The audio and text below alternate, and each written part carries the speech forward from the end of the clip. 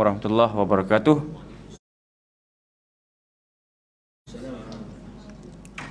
Kita mulakan majlis kita dengan bacaan Ummul Kitab Al-Fatihah. A'udzubillahi minasyaitonirrajim. Bismillahirrahmanirrahim. Alhamdulillahirabbil alamin arrahmanirrahim maliki yaumiddin.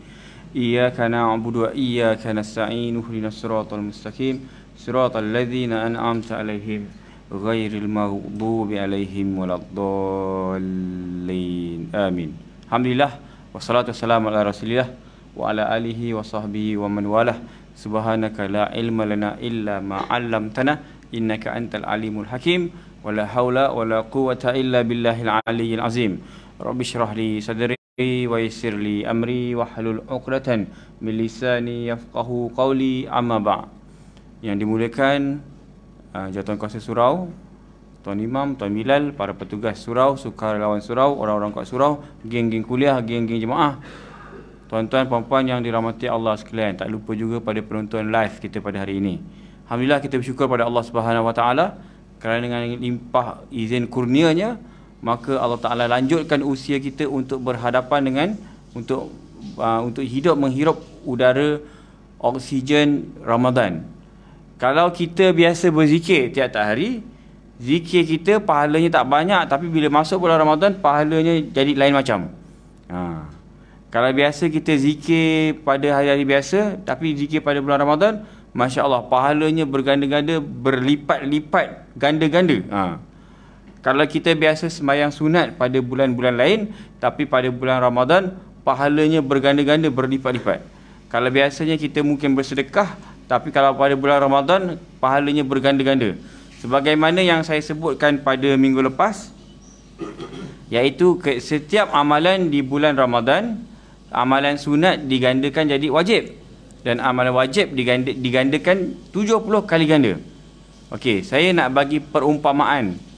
Saya tak tahulah dah bagi belum perumpamaan kat sini kan. Contoh, katakanlah kita bersedekah pada bulan Ramadan. Sedekah kan hukumnya sunat, tapi bila kita sedekah, pahalanya seolah-olah macam pahala wajib. Lepas tu, dan setiap amalan wajib yang kita buat akan digandakan 70 kali ganda. Kejap lagi nak sembahyang Zuhur, kita akan sembahyang 4 rakaat. Pada bulan biasa kita dikira 4 rakaat. Bulan Syawal, bulan Syaban, bulan apa semua 4 rakaat. Tapi bulan Ramadan kita sembahyang Zuhur dikira 70 kali ganda. Maknanya seolah-olah macam kita menunaikan solat sebanyak 280 kali ganda. Berani? Mampu? Sembahyang tarawih 20 rakaat pun kata-kata macam Pakistan. Tiba-tiba nak sembahyang 280 rakaat. Jadi itulah kelebihan. Saya bagi perumpamaan, kalau tuan-tuan pergi ke kedai kereta, tuan-tuan pergi ke kedai kereta pada bulan Syaban contoh, nak beli kereta, bawa duit RM10,000 pergi kedai kereta, tiba-tiba nak beli, dapat kereta Viva second hand dengan RM10,000 tu, oleh kerana kita kata okey bos, lagi 2 hari sampai, you datang ambil lah. Bila kita nak ambil tu dah masuk bulan Ramadan. Jadi oleh kerana kita beli pada bulan Ramadan, maka sepatutnya kita, kalau RM10,000 dapat Viva kalau bulan lain. Tapi oleh kerana kalau beli bulan Ramadan, dengan RM10,000 dapat Velfire full spec, tayar 20 inci, pintu kiri kanan auto boot belakang, dengan sunroof, moonroof, dua-dua ada. Sound speaker JBL auto memang daripada original, daripada Japan, plate 1. Kalau bayar RM10,000 bulan Ramadan, bulan biasa dapat Viva, tapi oleh kerana bulan Ramadan dapat Velfire full spec plate 1. Ataupun orang perempuan, orang perempuan tak, bila sebut pasal kereta ni dia tak steam kan, dia kena sebut pasal rumah lah contoh. Beli rumah harga RM150,000 contoh, dapatlah rumah flat 800 kaki persegi, toilet 2, bilik 2,5. Bilik yang setengah tu bilik kecil lah kan, buat store kan. Jadi situlah dapur, situlah ruang tamu, itulah bilik, itulah toilet, segala bagai, 800 kaki. Apartment kan. Jadi lantai kita bumbung orang, bumbung kita lantai orang, dinding kita dinding orang, tak tahu kita punya yang mana. Sebab rumah apartment RM150,000. Tapi oleh kerana beli pada bulan Ramadan, tukar PKNS, tukar jadi daripada rumah apa ni, flat apartment jadi bukan CBD, banglo siap swimming pool kat tepi kan, siap ada elevator, 3 tingkat lengkap semua, siap ada bawah tanah lagi store, siap dengan bunga, taman bunga, siap CCTV, siap fully furnished, setiap bilik ada katil kan, setiap bilik ada aircon. Apa ni, dia punya ada swimming pool, lepas tu kitchen ada apa, ada island, memang lawa lah. Harga 3.5 million, bayar 150,000 sebab oleh kerana beli pada bulan Ramadan, gandaannya diganda oleh Allah SWT. Maka daripada sebuah apartmen kecil yang sangat sempit bertukar jadi banglo 3 tingkat landed property, gated community. Siap ada jaga lagi. Inilah bezanya bulan Ramadan dengan bulan biasa. Jadi tuan-tuan puan-puan Allah sekalian, kita dah bincang tentang pada minggu lepas dah cerita tentang sahur, dah cerita tentang puasa, dah cerita tentang berbuka puasa dah belum? Dah kan? Haji Reza? Dah. Okey, kita cerita tentang tarawih pula. Okey. Cerita pasal tarawih ni, sebenarnya tarawih ni apa? Tarawih ni kita boleh simpulkan, ulama kata solat waktu malam bulan Ramadan. Itu maksud tarawih. Jadi tarawih ni berasal daripada perkataan raha. Raha artinya relax ataupun chillax. Bahasa budak-budak WeChat sekarang, chillax ataupun bersantai-santai. So roh yang perlu ada ketika menunaikan solat tarawih mestilah roh santai, bukan kelang kabut, bukan nak speed, nak cepat habis. Kadang-kadang saya pernah jumpa ada satu makcik tu, dia kata, "Ustaz, makcik suka semayang kat surau tu. Kenapa? Cepat habis Ustaz. 9 suku dah habis dah. Sempat acik nak tengok cerita Rama." Apa? Bulan Ramadan pun sibuk nak cerita Rama. Okey, jadi saya cakap ni, yelah tak apalah, mungkin buat 8 rakaat kot. Tak, 20. Mak ai, 9 suku habis 20 rakaat. Ya Ustaz, laju dia semayang. Al-Fatihah dia senapas je. Mak kau. Al-Fatihah senapas. Ya, lagi surah apa dia baca? Surah apa? Surah Qul Huwallah pun bagi 2. Qul Huwallahu Ahad, Allahu Samad, Allahu Akbar. Qul Huwallah yang pendek bagi 2 juga. Aduh, pening saya. Cepat Ustaz, bagus imam tu. Fatihah dah lah senapas, surah pun pendek-pendek bagi 2. Jadi 9 suku settle semua. Saya cakap lah, kenapa kelang kabut? Kalau nak cepat, buat 8 rakaat je sudahlah. Yang penting roh santai tu ada. Sebab Nabi, dia buat solat tarawih ini dengan secara santai. Lepas 2 salam, relax. Baca doa, zikir. Lepas 2 salam, bagi tazkirah. Lepas 2 salam, tengok kereta sekejap. Zaman Nabi dulu tengok unta lah. Nabi keluar betulkan tali pengikat unta. Nabi sembang pasal, unta kau, lawa lah unta kau. Unta aku ni. Macam itulah, lebih kurang macam kita. Kalau kita lah, sport rim baru nampak. Keluar kereta kan, sport rim baru nampak. Itulah, baru beli untuk ni sport rim raya ni. Contoh. Begitulah kita sembang kat luar sembang. Boleh keluar masuk. Sampai Nabi pernah keluar balik rumah sekejap masak untuk sahur. Sementara antara tarawih tu, Nabi sempat balik rumah masak untuk sahur. Sampai kan ada sahabat-sahabat kata, ni Nabi balik lama sangat ni, agaknya tak balik semula kot. Macam itulah, nak ceritakan betapa santainya tarawih. Tarawih perlu dilakukan secara santai, relax. Buat 2 rakaat, 2 salam, baru betul. Tapi orang kita tuan-tuan, dia kalau boleh nak 8, nak 20, nak lengkap 20. Sampai kan kadang-kadang berlaku perselisihan lah. Ada kata 8 tak 20 tak ikut sunnah Nabi. Ada kata 8 bla-bla macam-macam, khilaf. Sebenarnya tuan-tuan, saya dulu belajar kat Mesir. Kat Mesir hampir 90% ataupun lebih masjid-masjid di Mesir yang mengamalkan solat 8 rakaat diselangi dengan tazkirah. Sebab mereka faham masa tarawih tu bersantai-santai. Jadi 2 salam dengan tazkirah, relax. Tazkirah lama pula. Lepas tu sambung balik, lepas tu witir dan sebagainya. Relax buat. Tapi di Saudi pula, hampir 90% masjid-masjid di Saudi sembahyang 20 rakaat. Termasuk Masjid Haram. Cuma baru-baru ni je dia buat 10. Tapi sebelum-sebelum ni Saudi, Masjid Haram, Masjid Nabawi semua buat 20. Dan tak pernah kita dengar ulama' daripada Mesir bergaduh dengan ulama' Saudi. Ulama' Mesir kata 8, Saudi kata 20. Tak pernah dengar. Mereka ni sentiasa berdamai. Tak ada masalah apa. Engkau lah, aku lah pendapat. Sekati engkau lah ikut pandangan siapa. Kami ikut pandangan kami. Kami nak 20. Awak nak 8 terpulang. Tak gaduh. Kita bergaduh-gaduh. Tak sah. 8 tak sah. 20 yang sah. Nabi bla bla bla, siap keluarlah dalil macam-macam. Sampai kan jaga parking pun khilaf. Saya pernah ada sekali tu nak sembahyang kat masjid, tak nak sebutlah masjid apa. Kat masjid tu bila sembahyang, jaga tu tanya, berapa rakaat? 8.20. Saya pun tak tahu nak jawab. 8 ke 20, fikir-fikir. 20 sana, 8 sini. Sebab apa? Sebab yang mazhab 20 kan marah, apa yang mazhab 8 marah bila nak keluar tengok belakang ada kereta. Kena blocking. Sebab apa? Yang belakang tu 20 kan. Jadi baru-baru ni pun saya makan moreh kat masjid. Sekali nak makan moreh sekali kata 8 ke 20. 8 sana. Yang ini untuk 20. Moreh untuk 20. Sebab rupanya ramai yang komplain. Yang 20 komplain, habis moreh aku. Keluar-keluar habis. Dah lah diorang ni yang geng-geng 8 nak makan habis kan. Dah lah semayang sikit, makan banyak. Mengamuk geng 20. Jadi terpaksa buat reserve geng 20. Sebab Pak Imam pun komplain. Pak Imam tengah semayang, kelentang-kelentung kat belakang kan. Aduh, jemaah kelentang-kelentung belakang. Siaplah makan bubur cacah. Favorite aku pula tu kan. Jadi Imam komplain, kenapalah time kita habis 20. Itulah bergaduh 8-20, 8-20. Padahal sebenarnya dua-dua betul. Nak buat 8 boleh, berapa pun boleh, 20 pun boleh. Dan satu ada seorang hamba Allah ni lah, dia ni otai sikit lah kan, dah tua, dah pencen, umur pun dah datuk pula tu. Ustaz, saya nak tanya Ustaz.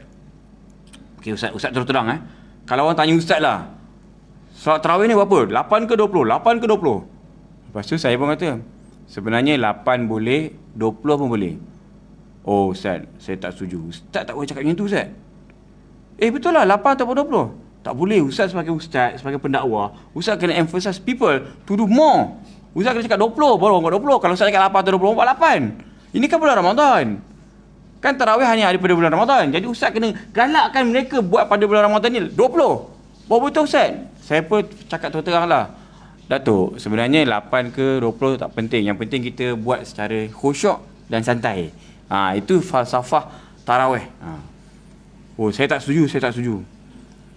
Habis tu Datuk pilih pandangan mana? Saya pada pandangan saya lah, 8 ke 20 ke, saya tak kisah. Yang penting kita kena galakkan buat 20. Datuk, gini Datuk, to be honest with you Datuk, sebenarnya salat tarawih ni bukan 8 atau 20 sahaja. Dia 8 atau 20 atau 28 atau 40 atau 120 atau lagi banyak lagi. Sayyidina Osman dia khatamkan Al-Quran satu malam bulan Ramadan dalam semayang tarawih. Maknanya Sayyidina Osman 120 rakaat tak habis. Jadi mulai hari ni Datuk, saya galakkan Datuk semayang 120 rakaat.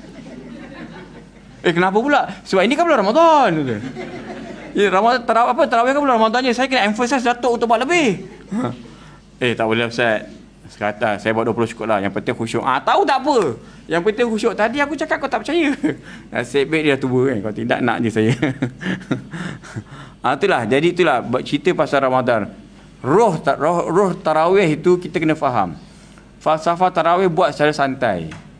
Tak boleh kelang kabut. Kadang-kadang imam bismillahirrahmanirrahim alhamdulillahirabbil alamin iyyaka na'budu wa iyyaka nasta'in ihdinas siratal mustaqim. Kan dulu 2-3 tahun lepas viral. Ada satu masjid di Indonesia.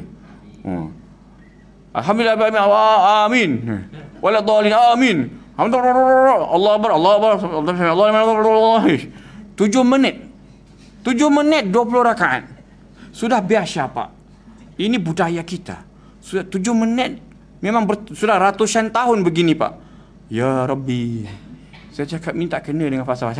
Saya tak berani komen lebih lah. Sebab dia mungkin ada pandangan dia, mungkin ada hujah dan sebagainya. Mungkin nak menarik dakwah orang untuk semayang tarawih juga walaupun. Tapi yang peliknya semayang tarawih je.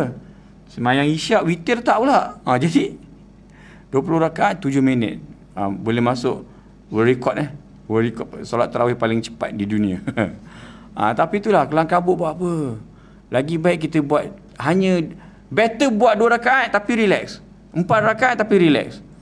Saya pernah tanya dengan ulama-ulama lah di Mesir lah, tapi ini bukan mazhab kita lah. Ada yang tanya, Ustaz, kita tanya Syekh, sebenarnya tarawih ni berapa rakaat yang afdal? Dia kata, kalau buat 2 rakaat boleh tak? Boleh. 4 pun boleh. 6 pun boleh. Berapa pun boleh, tak kisah. Sukatilah. Itu sebenarnya lah. Tapi mazhab Syafi'i paling kurang 8 lah.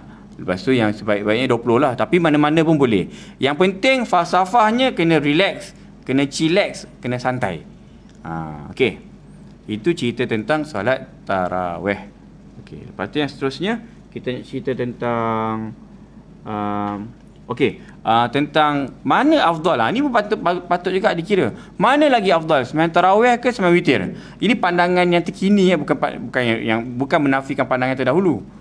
Nak ceritakan pandangan yang dipopularkan kembali, iaitu solat tarawih sebenarnya lebih utama berbanding solat solat witir lebih utama berbanding solat tarawih. Jadi sebenarnya ada orang tanya saya, Ustaz, penat lah Ustaz, saya letih lah ini. Boleh tak malam ni saya tak tarawih lah Ustaz, saya ponting? Boleh, benda tu sunat. Benda tu sunat, bukan wajib. Tapi menurut, kalau tanya Ustaz fiqah macam saya belajar syariah, apa syariah Islamiah. Kalau belajar tasawuf lain. Kalau orang macam syariah macam saya, apakah hukum solat tarawih? Hukumnya sunat. Nak buat boleh, tak buat pun tak apa, tak ada dosa. Tapi kalau tanya orang tasawuf, apakah hukum tarawih? Hukum tarawih adalah sunat. Buat dapat pahala, tak buat rugi. Jadi maknanya saya cakap dia, kalau tak nak buat pun tak apa, yang penting jangan tinggal solat witir. Jadi witir lah.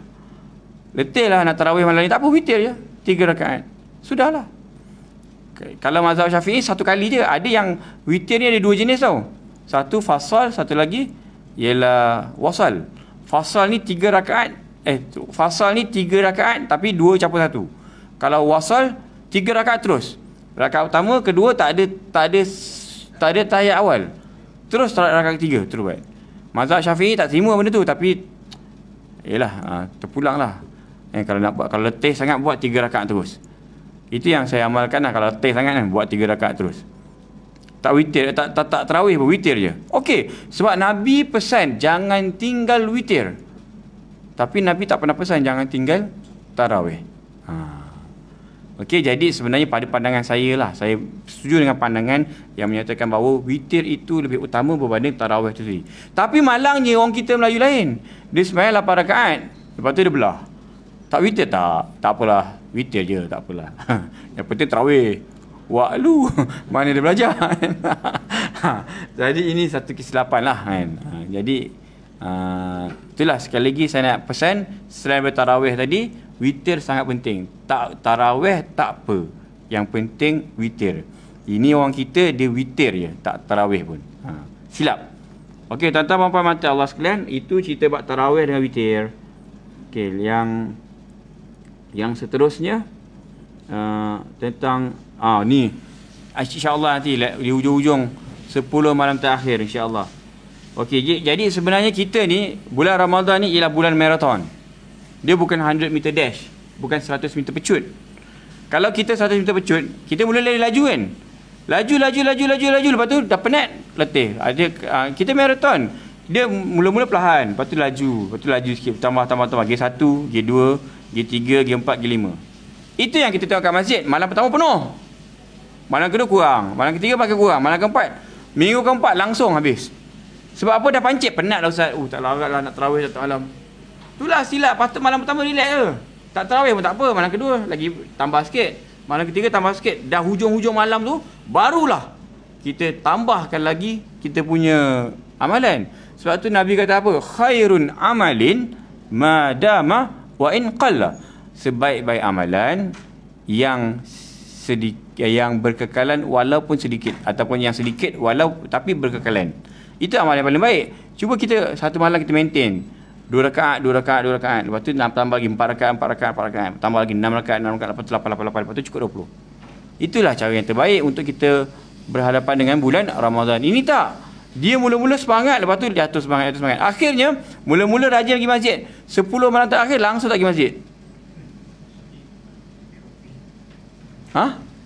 Shopping lah. Dia pergi Lailatul Kamda. Lailatul Kamda kan, dekat jalan Tengku Abdul Rahman. Jadi sebab dah letih kan. Letih, dah penat dah. Mood tu dah kurang dah. Patutnya Nabi SAW, Nabi dulu, Nabi akan dia slow lepas tu hujung 10 malam terakhir tu dia akan full swing beribadah 10 malam terakhir. Dan di akhir hayat Nabi, di akhir tahun Nabi hidup, Nabi semayang 20 rakaat 20 malam terakhir full swing. Aisyah kata jangan harap lah nampak Nabi tidur kat rumah 10 malam terakhir kalau Ramadan. Jangan harap. Memang tak ada. Nabi akan mencari malam Lailatul Qadar. Tapi kita time Lailatul Qadar masa tu kita dah penat dah. Dah tak larat nak berqiyamul lail. Sebab apa? Tak malam qiyam tak larat lah Ustaz. Ni nak raya pula tak prepare lagi. Kuih raya lah, baju raya lah, kapet raya lah, tilam raya lah, stokin raya, spender raya, semua nak raya. Tak ready, nak kena beli semua tu. Jadi patutnya bukan waktu itu. Waktunya sebelum Ramadan lagi kita dah get ready dah. Hujung 10 malam terakhir adalah waktu untuk kita full swing mencari Lailatul Qadar.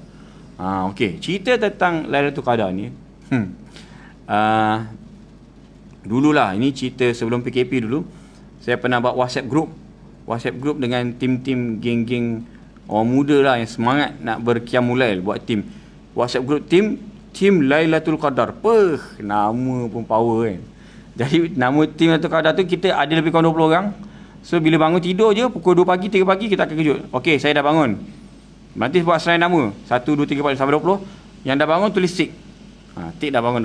Yang tak tulis tik tu kita akan telefon dia supaya sampai dia bangun. Tu tujuan kita buat pun. Jadi dalam tim tu cakap tiap malam kita tukar tempat lah. Kadang pergi Masjid Besi Putrajaya, besoknya pergi ke masjid yang best-best lah, Masjid Shah Alam, Masjid Negara, Masjid Bukhari. Jadi malam tu ada sekali tu saya dah dengan geng-geng saya ni lah. Si Dolah ni telefon saya, Ustaz, malam ni Ustaz nak sembahyang kat mana? Qiyam kat mana?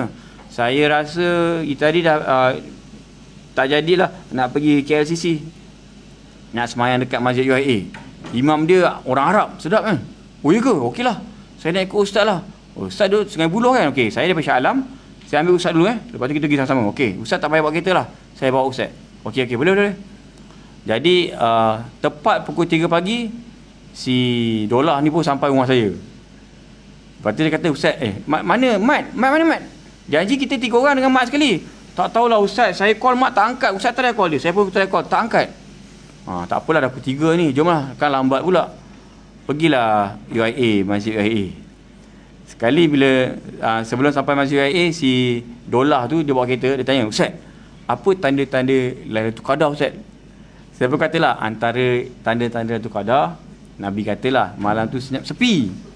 Ini ulama-ulama kata malam tu senyap sepi, tak dengar bunyi haiwan, tak dengarlah bunyi binatang-binatang apa semua.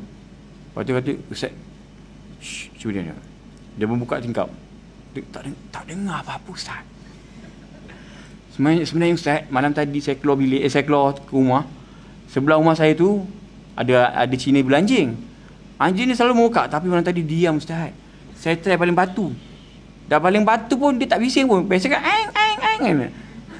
Tak bising, langsung senyap Ustaz. Confirm lah Ustaz, malam tu Lailatul Qadar lah Ustaz. Saya rasa sebab dia tak bising, tak nyalak, dia tak menjerit pun sebab apa? Sebab Lailatul Qadar Ustaz. Lailatul Qadar ni Ustaz. Oh ya ke? Mudah-mudahan lah. Yalah. Lagi Ustaz, cuba cerita sikit Ustaz. Janganlah kedekut ilmu Ustaz. Dia tembak saya pula. Janganlah kedekut ilmu Ustaz. Apa lagi tanda-tanda Lailatul Qadar? Tanda Lailatul Qadar lagi, Nabi kata apa? Malam tersebut lailuha la haratun wala baridatun. Malam tu tak panas, tak sejuk. Jadi dia pun buka tingkap, dia hulur tangan dia. Ustaz, tak panas, sejuk pun tak. Jadi saya kata, yelah kot, mudah-mudahan Lailatul Qadar ni. Jadi bila sampai masjid je, masuk masjid, tiba-tiba hujan. Tu hilang. Tu datang balik hujan. Tu hilang. Macam hujan malam ni Ustaz. Agaknya setiap kali hujan turun tu, malaikat pun turun Ustaz. Hujan rahmat kata. Saya pun kata, ya kot, doa, jom doa lah. Macam-macam lah doa lah, semayang lagi apa semua. Lepas tu, lepas subuh, dengan kuliah. Lepas tu sekali, si Dolah tanya lagi, Ustaz, nampak gaya macam betul lah Ustaz, malam tadi Lailatul Qadar Ustaz. Lagi apa tanda Ustaz? Tandanya pagi-pagi bila matahari terbit, matahari tidak menyinar kuat. Matahari kemerah-merahan. Sebab apa kemerah-merahan? Sebab malaikat masih banyak lagi sedang berkeliaran di atas langit, menyebabkan cahaya matahari tidak dapat tembus terus ke muka bumi, menyebabkan cahaya matahari menjadi kemerah-merahan. Ini tanda-tanda Lailatul Qadar. Jadi bila dia dengar, betul lah Ustaz, memang Lailatul Qadar lah. Confirm Ustaz. Terima kasih Ustaz. Teman saya malam ni Ustaz. Terima kasih banyak. Alhamdulillah kita dapat Lailatul Qadar. Sekali tiba-tiba si Man tadi telefon. Man yang tidur tu, yang tak bangun tu, dia telefon. Assalamualaikum. Waalaikumsalam. Man, kau kat mana, Man? Alamak, aku tertidur lah malam tadi. Yelah, tahulah kita orang kerja engkau, kenapa? Aku tengok ada 14 miss call ni. Ustaz pun ada call aku. Yelah, aku dengan Ustaz ni. Malam tadi kita orang call engkau, kenapa kau tak angkat? Itulah, aku tercharge handphone kat luar. Tak perasan pula bila tidur kat bilik tak dengar. Ini baru bangun ni. Aduh, rugilah kau, Man. Itulah, kau kiam ke? Aku kiam. Kat mana? Kat UIA dengan Ustaz ni. Ustaz pun cek kau. Alamak, sorry lah. Aku tak sengaja lah. Rugi kau, Man. Rugi, Man. Malam tadi Lailatul Qadar. Confirm Lailatul Qadar. Ya ke? Ya, confirm. Malam tadi aku baling anjing tak bunyi. Kan? Malam tadi panas tak panas, sejuk tak sejuk. Confirm Lailatul Qadar. Kau tengok cahaya matahari sekarang. Kemerah-merahan. Betul tak? Oh lah, betul sih. Aduh, wai. Betul, Mik. Malam tadi Lailatul Qadar confirm. Oh, ya ke? Alamak. Melepas aku. Kau buat apa malam tadi? Aku tidur je lah. Merasalah kau tidur 1000 bulan. Okey. Lepas tu si Mat kata, aduh wai, nyesal pula lah aku terletak handphone kat luar. Malam ni confirm aku bangun lah. Malam ni kau nak kiam kat mana? Masjid mana pula? Oh, malam ni Malam ni tak kot. Kenapa? Malam tadi dapat Lailatul Qadar. Itu biasalah. Itu biasa di kalangan orang Melayu kita. Dia mencari Lailatul Qadar dan dia cuba untuk dapatkan. Sedangkan Nabi kata apa? Carilah Lailatul Qadar. Dapat tak dapat belakang cerita. Nabi tak pernah kata, malam tadi rasanya Lailatul Qadar kot. So malam ni malam 21, so ada 9 malam lagi, saya tak kiam lah. Sebab dah dapat dah, tak ada. Jadi sebab tu kadang-kadang, saya pernah dapat WhatsApp daripada Imam Masjid Aqsa. Saya selalu pergi Masjid Aqsa kan. Jadi dia bagi WhatsApp, dia kata malam ni mungkin Lailatul Qadar. Jadi saya tak nak sebarkan benda tu. Sebab kalau saya sebarkan, orang yang baca tu besok tak nak kiam dah. Sebab ada jumpa saya, Ustaz. Ustaz kiam kat mana? Saya tak kiam lah kot. Dia jawab, saya tak kiam dah. Sebab saya rasa Lailatul Qadar dah lepas lah, Ustaz. Kita hari malam 25 macam banyak tanda-tanda Lailatul Qadar. Sebenarnya nak cerita pasal Lailatul Qadar ni, kita tak tahu malam mana.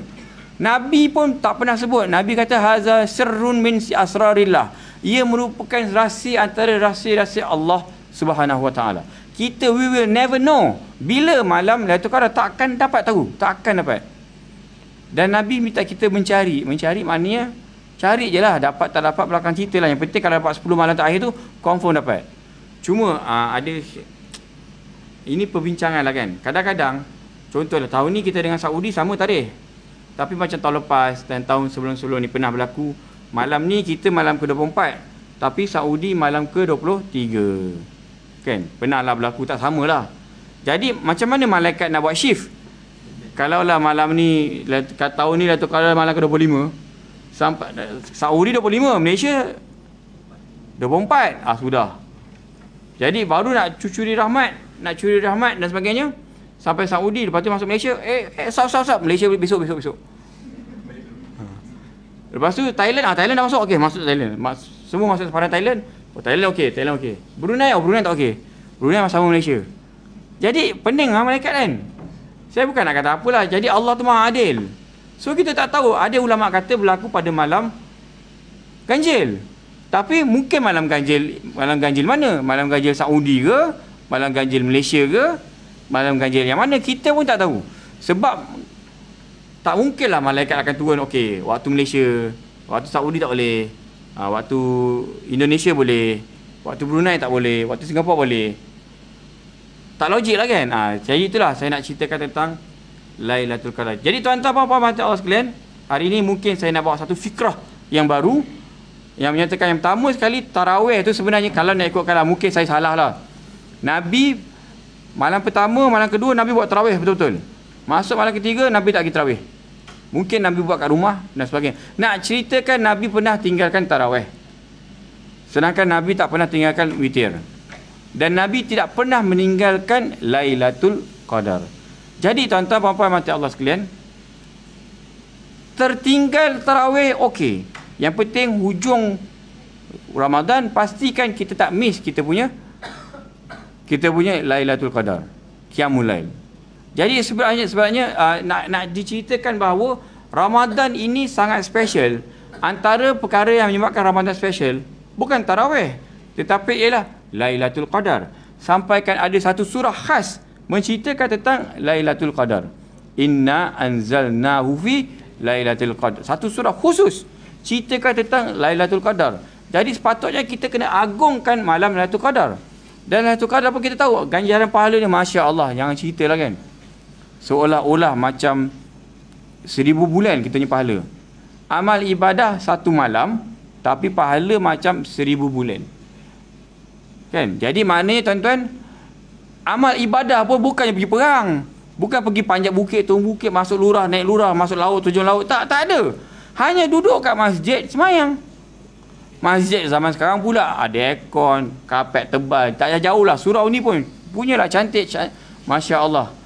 Jadi kita pergi masjid, hanya berqiyamul lail. Solat sunat 2 rakaat, 4 rakaat. Lepas tu baca Quran, lepas tu doa. Kalau letih, zikir. Itu je. Tak luka pun. Malah tak peluh pun. Saya tak pernah jumpa orang berqiyamul lail berpeluh-peluh. Aduh, penat ustaz peluh-peluh saya ustaz. Macam maraton. Baju dia basah gila. Tak ada. Relax je. Ketiak langsung tak basah. Tak ada ketibas langsung. Ketibas tahu? Ketiak basah kan. Langsung tak ada ketibas. Mana? Qiyamul lail. Tak ada ketibas pun. Nak ketibas apa? Qiyamul lail je pun. Bukannya pergi perang. Bukannya pergi bersukan. So benda tu sangat relax. Sangat senang. Tapi kenapa kita malas? Lailatul Qadar setahun sekali je datang. Tahu tak, pernah sekali tu Nabi Musa AS, dia bercerita pada Allah Subhanahu Wa Taala, ya Allah, aku bersyukur ya Allah. Kan Nabi Musa kan boleh cakap ya Allah, aku bersyukur ya Allah kerana ada di kalangan umatku yang mampu untuk siang berqiyamul lail, malam berqiyamul lail, siang bersiap sedia untuk pergi perang. Malam qiyam, siang perang. Malam qiyam, siang perang. Selama bukan seminggu, bukan sebulan, tapi 1000 bulan. Maknanya orang tu sangat hebat. Nabi Musa pun bangga. Akhirnya Allah Ta'ala balas balik. Wahai Musa, sebenarnya umat Muhammad nanti, satu hari nanti, mereka akan digunakan malam Lailatul Qadar. Siapa yang beramal pada malam itu, satu malam je, pahalanya seolah-olah macam beribadah selama 1000 bulan. Nabi Musa dengar, wow, senangnya jadi umat Muhammad. Cemburu, Nabi Musa sangat cemburu. Jadi Nabi Musa kata apa? Ya Allah, jadikanlah aku umat Muhammad. Nabi Musa sanggup letak jawatan sebagai menteri pula. Letak jawatan sebagai Nabi dan Rasul. Semata-mata nak jadi umat Nabi Muhammad sallallahu alaihi wasallam. Padahal Nabi Musa tu Nabi yang maksum. Nabi yang termasuk dalam ulul azmi yang diturunkan kitab Taurat ke atasnya. Yang telah menewaskan Fir'aun dan konco-konconya. Tapi dia walaupun hebat, tapi dia tetap nak jadi umat Muhammad gara-gara kerana nak mengejar malam Lailatul Qadar, tuan-tuan. Jadi malam Lailatul Qadar ni sangat besarlah manfaatnya. Jadi janganlah kita tinggalkan malam Lailatul Qadar. Tuan-tuan senang je, bangun malam, sembahyang sunat tahajud 2 rakaat. Kalau pergi masjid, sembahyang sunat tahiyatul masjid. Lepas tu sembahyang sunat hajat 4 rakaat ke 6 rakaat ke. Lepas tu solat sunat tasbih kalau mampu. Kalau tak mampu pun tak apa, sembahyang sunat taubat 2 rakaat. Macam mana niat taubat? Tak semesti dah taubat boleh sembahyang. Tak ada rasa taubat pun, baru buat maksiat tadi. Sembahyang sunat taubat tak apa. Sebab solat sunat taubat kita mohon agar kita bertaubat. Sebenarnya kalau kita tak taubat pun, kita mohon agar kita ni bertaubat. Tuan-tuan, solat sunat taubat yang last sekali solat witir 3 rakaat dah. Tu je. Baca Quran 1-2 muka surat, sudahlah. Kalau tak pandai baca, buka radio, buka YouTube, Yasin, ikut je. Apa susah? Pahala 1000 bulan. Jadi saya nak sebut tuan-tuan ya. Dululah, ini cerita sebab ni rekod ni. Bahaya ni kalau cakap. Kadang-kadang macam kerajaan umumkan bonus sebulan. Happy betul dapat sebulan bonus. Sonok tak tuan-tuan? Kalau dapat sebulan bonus, kaki tangan kerajaan lah. Yang kaki tangan swasta adalah yang 3-4 bulan, 5 bulan, 6 bulan. Saya dengar itu hari Petronas 6 bulan. Kalau gaji dia 10,000 dapat, kalau 6 bulan dapat 60,000. Masa Petronas dapat bonus, bukannya diorang beli kereta kat kedai. Kedai yang datang kat diorang. Sampai office diorang kat bawah tu siap buka showroom. Masing-masing beli Camry lah, beli Honda lah, apalah. Sebab bonus 6 bulan. Kalau gaji 10,000 dapat 60,000. Apa tak cukup down payment? Cukup sangat, terlebih lah kan. Lepas tu itu Petronas, saya dengar cerita kenanga apa? Bukan kenangan wholesale. Kenangan holding apa? Kenangan investment. Oi, wholesale pula. Kenangan investment. Baik cakap GM je. GM pulang. Okey. Kenangan, lepas tu saya dengar cerita macam public bank. Bagi dah 8 bulan, 9 bulan bonus. Memang tak ingat lah. Kalau gaji RM10,000 dah RM90,000, dah RM80,000. Tu satu lagi institusi lagi jahat. Saya dengar cerita nama dia apa? Bank Rakyat. Kan? Bank Rakyat pernah bagi sampai 12 bulan. 18 bulan pun ada bonus. Gila betul lah. Macam tuan-tuan, kalau gaji RM10,000, 18 bulan bonus, tak RM180,000. So macam seronok tak dengar? Tuan-tuan bayangkan, tiba-tiba Menteri Besar Selangor umumkan raya ni bonus 10 bulan. Macam okey, happy kan? Itu baru 10 bulan. Tiba-tiba malaikat umumkan, Nabi Allah umumkan, Lailatul Qadri khairun min alfi syahrin. Bulan apa, malam itu Qadar, siapa yang beribadah pada malam itu digandakan 1000 kali ganda bulan. Maknanya katakanlah kalau gaji kita 5,000, contohlah 5,000 lah. Mungkin kalau Haji Reza 5,000 tu seminggu je gaji dia kan, contohlah kan. Katalah gaji 5,000. Kalau kali 1000 bulan berapa dapat? 500 apa? 5 juta. Kalau gaji 10,000, 10 juta. Kalau katakanlah gaji kerani lah, paling busuk lah 2,000 lah kat sini. 2,000 kali 1,000 bulan maknanya berapa? 2 juta betul? 2 juta, agak-agak dapat 2 juta hari ni. Besok lagi kerja tak? Besok lagi kerja tak kan? Baik aku beli rumah tanah sekeping, buat rumah, belakang tu buat kolam, letak ikan, mancing sendiri. Dah tak tahu nak buat apa, mancing ikan tiap hari. Kan? Kalau ada akaun 5 juta, tiba-tiba bos panggil, Man, mana kau? Cepat meeting pagi ni. Apa respon kita? Dalam akaun 5 juta ni. Kita cakap apa? Bos, from today onward, I fire you. You are fired. Kita boleh pecat bos tau. Dalam akaun 5 juta, nak apa lagi? Sebab ada 1,000 bulan punya bonus. Jadi itulah tuan-tuan puan-puan, itu baru bonus dunia. Tapi ini Allah Ta'ala offer kita bonus akhirat 1,000 bulan. Kalau gaji 5,000 dapat 5 juta. Tahun tu je, tahun depan lain cerita. Itulah hebatnya Lailatul Qadar ini. Cuma ramai di kalangan kita yang cerita pasal Lailatul Qadar langsung tak steam, langsung tak terangsang. Betul lah, steam terangsang kan? Jangan fikir lain pula kan. Langsung tak ada sebab apa. Lailatul Qadar okey, malam itu dah dekat, ya kot, tak apalah. Itu langsung tak ada perasaan langsung.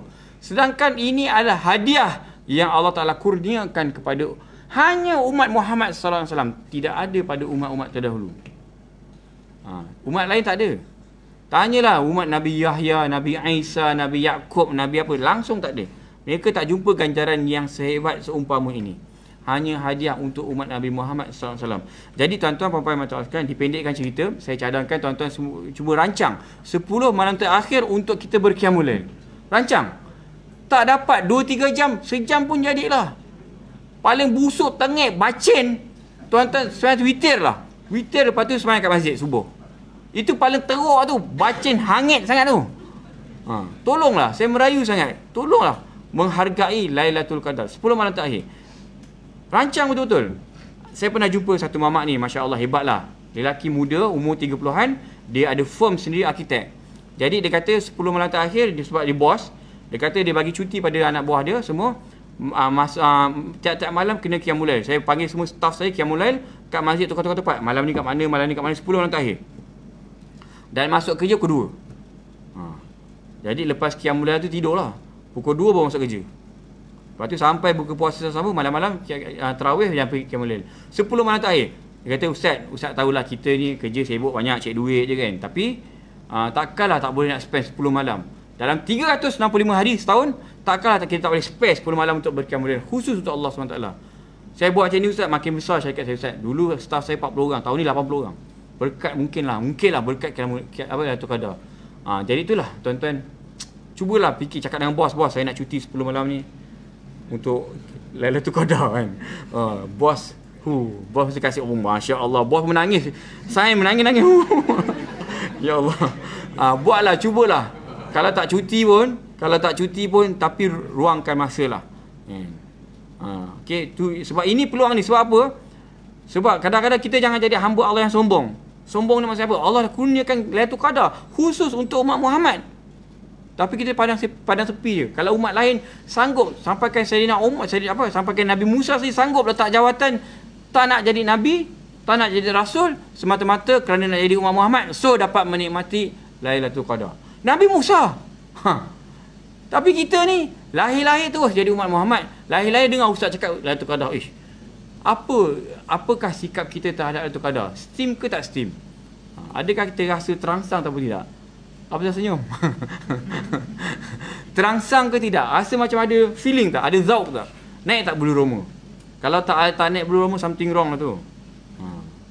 Okey, tuan-tuan. Jadi saya rasa cukuplah tu. 145 dah. Marilah kita sama-sama doa.